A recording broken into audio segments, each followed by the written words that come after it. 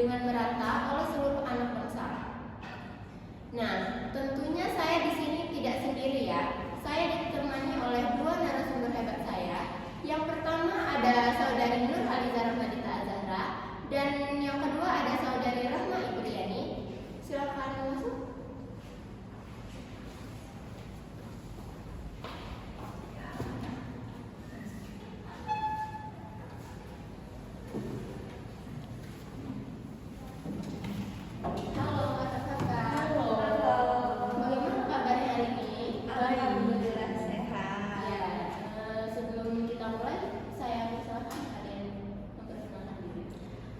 Baik, perkenalkan nama saya Nur Haliza Rahmadita Azahra sebagai narasumber pertama. Saya Rahma Ibriani sebagai narasumber kedua. Nah, ya baik, terima kasih ya. Kalau begitu kita langsung saja masuk ke pembahasan pertama ya. Sebelum membahas lebih jauh, saya ingin bertanya terlebih dahulu nih. Saat pertama kali melihat isu podcast yang akan kita bawakan pada kali ini, yaitu tentang sulitnya akses pendidikan di daerah terpencil, apa nih yang kakak terlintas di pikiran ini? Oke, saya Ya. Menurut saya, untuk pendidikan di daerah terpencil ini sangat kurang. Mengapa? Karena pemerintah ini sangat bukan tidak memperhatikan, mungkin memperhatikan tapi tidak menyeluruh, hanya di berbagai tempat saja. Contohnya seperti di beberapa wilayah di daerah Papua sana itu sangat miris untuk pendidikannya dan untuk infrastrukturnya juga sangat kurang serta fasilitasnya juga sangat kurang, tidak memadai sama sekali gitu. Dan di daerah sana juga cukup banyak, yang saya tahu itu cukup banyak anak murid atau siswa atau siswi yang tidak memakai seragam ketika sekolah atau tidak memakai atribut yang lengkap. Dan jika kita membandingkan dengan kegiatan pendidikan KBM, kegiatan belajar mengajar di kota, ini sangat jauh berbeda gitu, dari fasilitasnya atau dari cara mengajarnya ataupun dari pendidiknya, yaitu seperti guru, ini sangat berbeda. Jadi sangat kurang ya. Kalau menurut Kak Rahma sendiri bagaimana nih? Apakah sependapat atau ada pandangan lain? Kalau menurut saya, pendapat saya juga mungkin hampir sama dengan narasumber pertama, yang mungkin kita juga sudah tidak asing lagi ya dengan yang namanya sulitnya akses pendidikan di daerah terpencil itu. Terlebih kan di dalam desa-desa dan pelosok itu masih banyak sekolah yang minim dari fasilitas, seragam, bahkan pengajar yang kurang bermutu atau kurang profesional. Bahkan tidak jarang juga seperti kita ketahui ini ya, pengajar di daerah-daerah pelosok ini kan standar dari pengajar ini kan minimal kita S1 nih. Nah, bahkan tidak ini juga di daerah pelosok ini masih banyak yang pengajar hanya lulusan dari SMA, dan itu pun sebenarnya tidak masuk dalam kriteria yang seharusnya Karena belum membekali. Anak-anak juga kurang ya mendapat informasi yang betul, jelas gitu ya, yang akurat betul. Dan minimnya perhatian dari pemerintah juga. Biasanya dari pelosok ini jarang dilirik oleh pemerintah, sehingga fasilitas itu tidak lengkap, dan mungkin juga dari beberapa dari media ajar mereka yang masih kurang, itu bisa kita lihat sangat berpengaruh untuk pengajaran anak-anak. Jadi anak-anak itu kurang fokus ya dalam menjalani belajarnya. Dan juga akses menuju ke sekolah di daerah pelosok ini kan masih banyak ya jalan-jalan yang belum bagus gitu, bahkan ataupun jalan yang masih tanah merahnya mungkin menuju ke sekolah. Dan saya juga sempat melihat di beberapa channel di TV itu dia memperlihatkan bahwa susahnya anak sekolah dasar itu berangkat ke sekolah itu karena pertama jembatannya itu rusak. Nah, saya lihat di situ. Dan yang kedua, tidak ada akses seperti perahu atau getek yang bisa menyeberangi, itu tidak ada. Jadi mereka dengan caranya mereka sendiri, yaitu melepaskan sepatu mendatangi semua tersebut. Jadi sangat menghambat ya perjalanan mereka untuk menuju ke sekolah. Ya. Baik, terima kasih ya untuk pandangan dari kakaknya. Berarti dapat kita simpulkan bahwa ketika membahas isu sulitnya akses pendidikan di daerah terpencil ini, yang terlintas bukan hanya tentang sekolah yang jauh, tetapi juga berbagai keterbatasan yang masih dialami masyarakatnya. Berarti hal ini menunjukkan bahwa pemerataan pendidik itu masih menjadi tantangan yang perlu diperhatikan lebih dalam. Sangat perlu diperhatikan. Ya. Kalau begitu, setelah mendengar pandangan awal dari kedua narasumber kita, kalau melihat kondisi yang ada sekarang, menurut kakak-kakak ini apa sih tantangan terbesar yang membuat anak-anak di daerah terpencil itu sulit mendapatkan pendidikan yang layak? Menurut dari saya ya sama seperti apa yang saya bilang tadi, mulai dari pengajar yang kurang bermutu ataupun kurang profesional, sama seperti dari sulitnya fasilitas yang didapat sekolah. Bahkan tidak jarang juga dari sekolah-sekolah itu hanya menyediakan sekat-sekat biasa, bahkan mungkin ada sekolah yang tidak menyediakan kursi, bahkan mereka Jadi menyempet saja, jadi tidak memakai alat. tidak memakai alat, bahkan seragam pun mereka hanya memakai baju mereka biasa. Dan untuk bahan ajar juga mungkin hanya seadanya saja, hanya menggunakan papan tulis biasa yang sudah rusak, bahkan masih menggunakan kapur, dan sangat minim sekali. Dan gurunya juga kan bisa kita lihat hanya seadanya saja dalam mengajar, karena keterbatasannya juga dalam mengajar di daerah terpelosok tersebut. Dan menurut saya juga saya membaca dan saya mendengar, saya juga melihat kabar tentang ada beberapa sekolah yang mendapatkan dana BOS. Tentang dana BOS itu seperti bantuan dari pemerintah, tapi tidak disalurkan secara totalitas, hanya setengahnya saja. Jadi itu menurut saya juga termasuk sebagai penghambat faktor pendidikan. Fasilitas tidak memadai, sedangkan dana yang diturunkan dengan pemerintah ini sudah besar. Itu banyak terjadi di beberapa sekolah maupun di SD, SMP ataupun di SMA. Seperti itu. Ya, berarti sama-sama Tidak loyalitas sekali. sangat kurang ya. Bahkan di daerah tersebut juga terkadang orang tuanya pun karena melihat keadaan sekolahnya itu, mereka lebih berpikir bahwa untuk apa sih sekolah, cuma menghabiskan waktu saja. Padahal sekolah Itu sangat penting untuk pendidikan mereka di masa depan yang akan datang gitu. Karena kesulitan dari akses dan kesulitan kurangnya banyak kurangnya. Jadi mereka lebih berpikir bahwa anak-anak itu lebih baik langsung bekerja saja tanpa harus bersekolah. Mereka menganggap kalau sekolah itu tidak penting, hanya membuang waktu saja. sangat penting sekali ternyata ya. Baik. Ada lagi Kak Nurhaliza? Ternyata seperti itu ya. Pemerataan pendidikan di daerah terpencil itu tidak hanya berasal dari satu faktor saja. Kondisi geografis yang sulit seperti keterbatasan sarana dan prasarana, kurangnya tenaga pendidik, serta kondisi ekonomi masyarakat menjadi beberapa penyebab utama yang membuat anak-anak di daerah terpencil ini belum memperoleh pendidikan yang layak. Nah, oleh karena itu diperlukan perhatian dan kerjasama dari berbagai pihak, seperti dari pemerintah, warga setempat, orang tua murid. Nah, jadi ketika mereka itu dapat bekerja sama dengan baik, maka hambatan-hambatan tersebut dapat diatasi secara bertahap. Nah, selanjutnya nih, kalau diberi kesempatan untuk menyampaikan harapan atau solusi kepada tenaga pendidik di situ atau kepada sekolah setempat itu, menurut kakak apa yang sebaiknya dilakukan agar anak-anak di daerah terpencil itu bisa memperoleh pendidikan yang lebih baik dan setara dengan daerah lainnya? Ya, seperti daerah di desa ini bisa lebih layak seperti di daerah kota.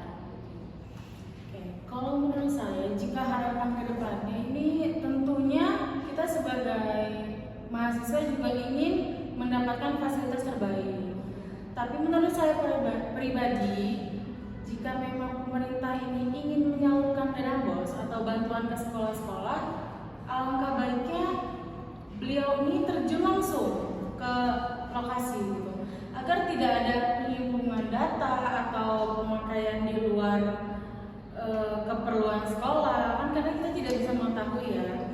Dan harapan kedepannya juga pemerintah ini melihat membuka matanya kepada masyarakat yang memang harusnya menerima bantuan, entah dia dari rumah atau bantuan pendidikan anak. Sedangkan kan yang kita tahu ini setiap tahunnya ini ada dana yang masuk ke sekolah untuk fasilitas atau untuk pembangunan, tapi ya tetap seperti itu saja gitu kan, tidak ada perubahan.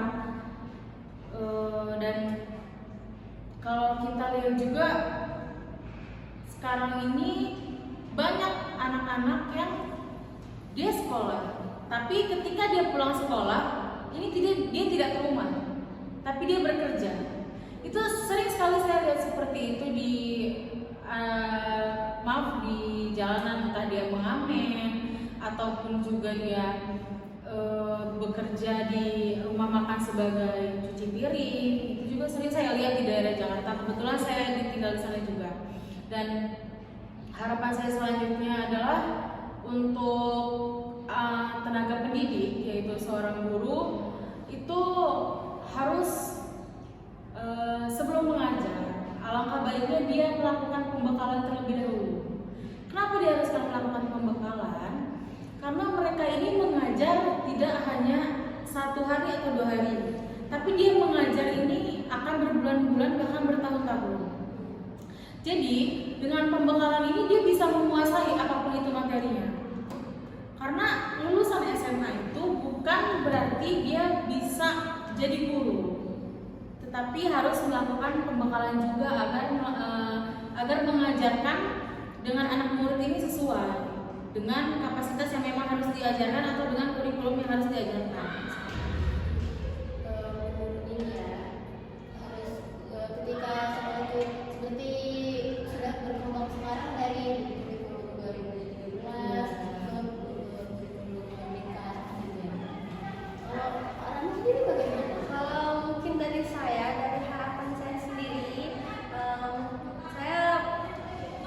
kita sama-sama mengharapkan yang terbaik untuk seluruh pendidikan yang ada di Indonesia ini, yang katanya nanti akan menjadi Agent of change sebagai generasi penggantian dan atau generasi emas.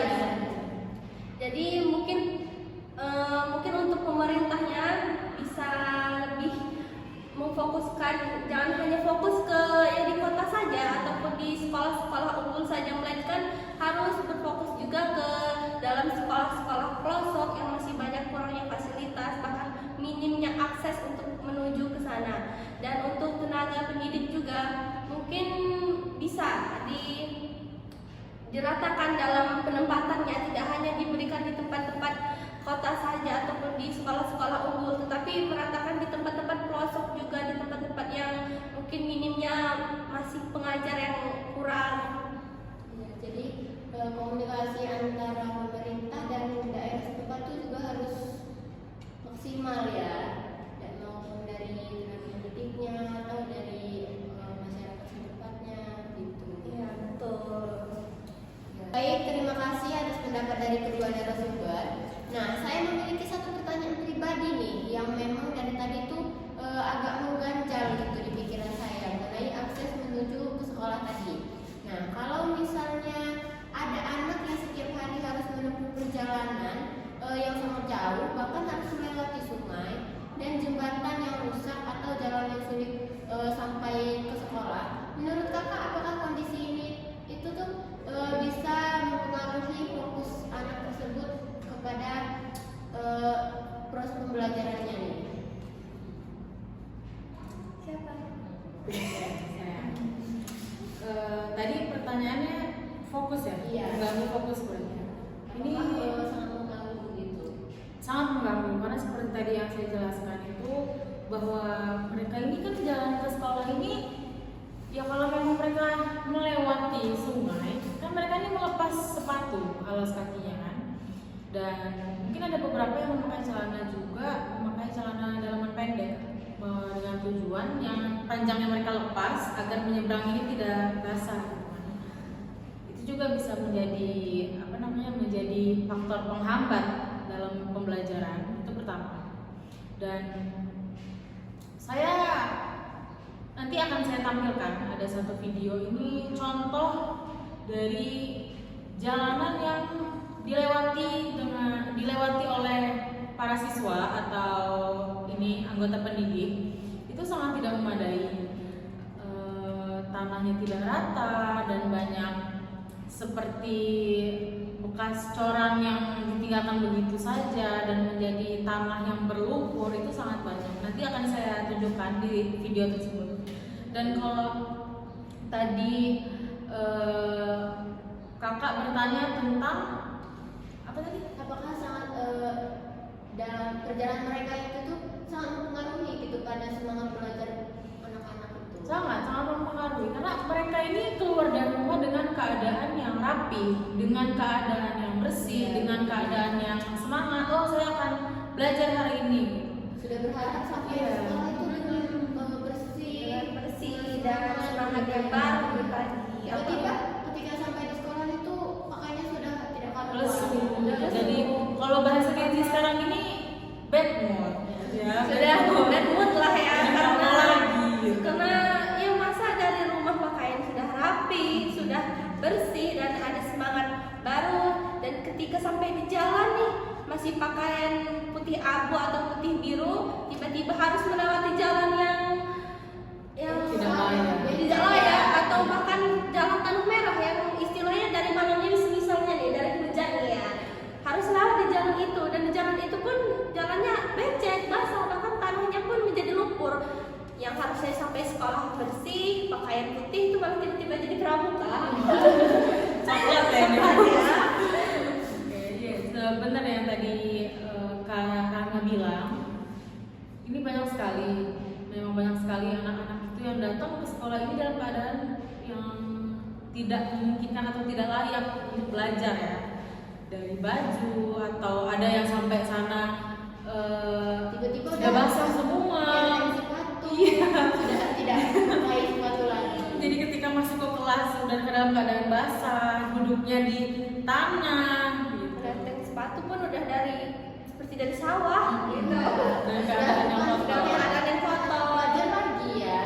Jadi fokus mereka terganggu nih, aturan belajarnya nyaman dan jadi bisa menyerap ilmu yang baru, malah kepikiran nih baju basah, terasa kerusuk, sepatu sudah kotor, dan mereka pasti mikir ini pulangnya nanti gimana nih? Enggak ya. Emang sangat sulit ya. Sedangkan aksesnya sulit, aksesnya hanya satu-satu di situ aja, tapi mereka sambil belajar itu mereka nggak fokus nih, sambil mikir pulang nanti lewat jalan itu lagi nih, lepas sepatu ini lagi, kotor lagi. Sedangkan bajunya besok mau dipakai lagi gitu. Jadi Termasuk sangat amat menghambat faktor pendidikan dan membuat malas gitu akhirnya. Mungkin karena itu juga banyak orang tua yang berkesimpulan, udahlah anak saya ke sekolah hanya dia nggak dapat apa-apa, pulang dengan keadaan kotor, pulang tidak ada catatan bukunya basah. Malah terkadang nih ya, tidak jarang juga ada nih orang tua yang lebih memilih menyekolahkan anaknya di luar dibanding di daerah tersebut, sehingga sekolah tersebut tuh minim siswanya, bahkan hanya mirisnya saja hanya 1-2 siswa saja, karena mungkin orang tuanya berpikir sekolah di sini tempat kita sendiri susah aksesnya, lebih baik langsung sekolah di luar aja gitu. iya, saya juga sempat mendengar berita ada sekolah yang mungkin sekolah itu tidak sangat layak ya, karena beberapa tahun kemarin itu saya mendengar bahwa sekolah itu tahun ajaran barunya hanya mendapat 1 siswa saja, jadi sangat minim ya. Karena aksesnya itu, karena orang tuanya melihat dari segi pengajarnya yang kurang, akses menuju sekolahnya dilewati juga susah, jadi lebih baik sudahlah mending sekolah di tempat lain saja, di luar daerah kita saja gitu. Itu sebagai faktor penghambat juga ya. Ya, itu termasuk faktor penghambatnya. Iya. Dan masyarakat juga sebenarnya ini sangat berpengaruh ya menurut saya dalam pendidikan, karena mungkin masyarakat ini berpikir untuk apa saya memperhatikan struktur jalan atau fasilitas jalan menuju ke sekolah, sedangkan pemerintah sendiri, penjabat sendiri tidak memikirkan rakyatnya. Ya, dia tidak memikirkan anak yang memang benar-benar ingin sekolah. Gitu. Iya, karena mereka pasti berpikir itu bukan tanggung jawab kami, itu tanggung jawab pemerintah, seperti itu. Padahal kan itu tuh sangat penting ya, sangat penting antara komunikasi masyarakat itu dengan pemerintah itu untuk memperhatikan akses anak-anak ini untuk menuju sekolah itu. Ya, makanya kalau menurut saya sendiri juga makanya diperlukan juga adanya sosialisasi antara dari pemerintah ini ke orang tua, harus terjun langsung untuk bersosialisasi atau menyampaikan apa yang perlu disampaikan. Kalau bahasan sekarang jangan diskon gitu lah ya. Tidak melalui perantara ya. Tidak melalui perantara ya. Karena biasanya melalui perantara ini yang disampaikan B, yang disampaikan lagi C. Tidak sesuai dengan Aslinya. Apa yang sebenarnya. Kalau ya menurut saya pribadi ya pemerintah harus terjun langsung gitu. Tidak bisa dia melalui kabar gitu. Karena ya mungkin kalau lihat betapa buruknya ya. iya, gimana biar pemerintah ini melihat langsung penjabat-penjabat dari provinsi atau daerah tersebut melihat langsung bagaimana sih anak sekolah ini jalan ke sekolah ini gimana, dan dia harus melihat beliau harus melihat langsung keadaan sekolah yang dipakai juga gimana, karena kan banyak ya di daerah pelosok ini yang sekolahnya masih seperti memakai bambu, dihadang dengan bambu saja, atau satu kelas tapi berbeda arah seperti misalkan yang kelas 2 di membelakangi kelas 1 seperti itu. Sangat tidak ada tempat duduk ya, tempat di bawah ya. Sangat kurang Dan minim sekali dari pemerintah pendidikan yang tidak diberikan. Sangat sayangkan memang di Indonesia ini masih banyak seperti itu di daerah-daerah terpencil yang kurangnya perhatian dari pemerintah secara langsung gitu. Mereka tahu, tetapi hanya dari ucapan saja, tidak melihat langsung, tidak terjun langsung. Jadi mungkin kurang percaya. Iya. Jadi tidak makanya itu. Jadi harus terjun langsung kalau namanya. Saya salut, tetapi saya salut dengan wali kota, dengan Gubernur Maluku, Ibu Sherly Juanda. Saya sangat salut kepada Ibu Sherly karena beliau ini mau terjun langsung ke rakyatnya. Beliau mau melihat bagaimana sih infrastruktur pembangunan di daerah terpencil. Beliau mau melihat bagaimana sih anak sekolah ini mendapat pendidikan, bagaimana juga mereka mendapat loyalitas guru ini mengajar ini, bagaimana Bu Sherly ini langsung terjun gitu sebagai gubernur gitu. Tidak melalui perantara. Iya. Dia terjun langsung dan Dia lihat keadaan, memastikan langsung keadaan rakyatnya bagaimana, apa yang kurang dan apa yang perlu diperhatikan. Karena banyak ya pemerintah kita yang acuh tak acuh tentang pendidikan, bahkan sangat cuek. Bahkan untuk keadaan masyarakatnya saja mereka seperti tutup mata, tutup telinga, terlebih untuk pendidikan. Sangat minim juga kalau saya singgung sedikit untuk gubernur-gubernur ini, pemerintah lah khususnya ya, sangat minim dalam memperhatikan. Kenapa saya menyebutkan Ibu Sherly Juanda sebagai gubernur terbaik atau gubernur yang paling perhatian? Karena satu suara yang disampaikan oleh masyarakat ini langsung didengar dengan Ibu Sherly. Bahkan ada kalanya bukan mahasiswa tapi anak SD, saya kurang mengetahui tentang itu. Anak SD atau dia anak sekolah, dia ingin berangkat ke sekolah, tapi di situ jembatannya itu putus. Terus dan akhirnya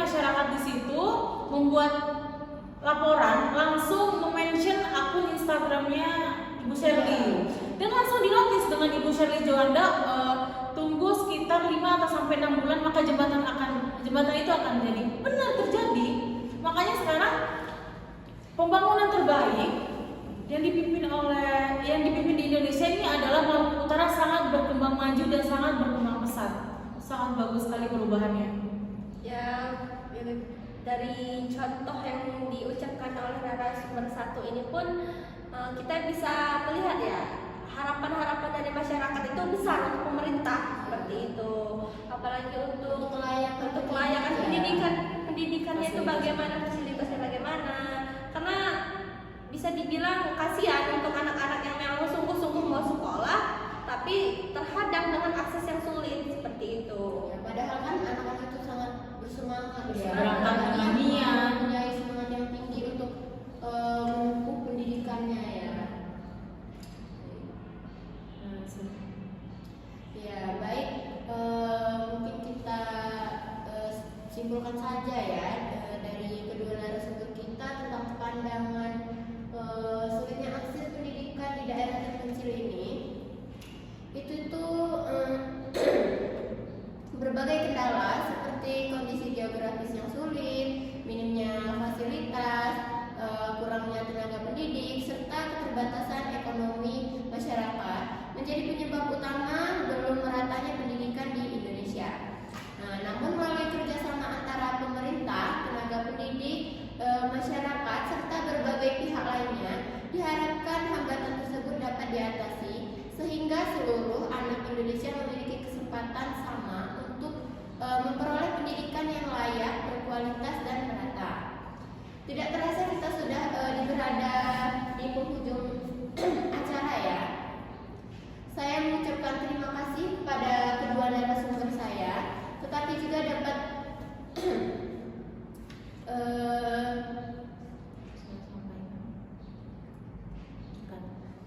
saya mengucapkan terima kasih kepada kedua narasumber saya yang telah meluangkan waktunya untuk berbagi pandangan, pengalaman, dan pemikirannya mengenai tema yang kita bahas pada hari ini.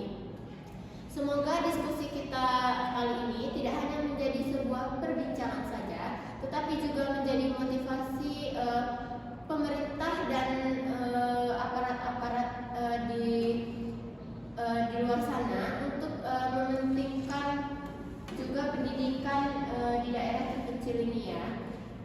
Terima kasih juga kepada teman-teman yang telah menyaksikan atau mendengarkan Sosial Podcast. Semoga podcast kali ini menjadi bermanfaat dan menambah wawasan bagi kita semua. Saya Rizka Pratiwi selaku host beserta kedua narasumber saya pamit undur diri. Wassalamualaikum warahmatullahi wabarakatuh. Pas. Tadi saya memang masaknya 31 menit. 1 menit 17 detik. Nanti kan ditambah video juga kan? Ada video Video itu nanti saya perlambat aja. Oh iya, belum video openingnya. Ya, Nanti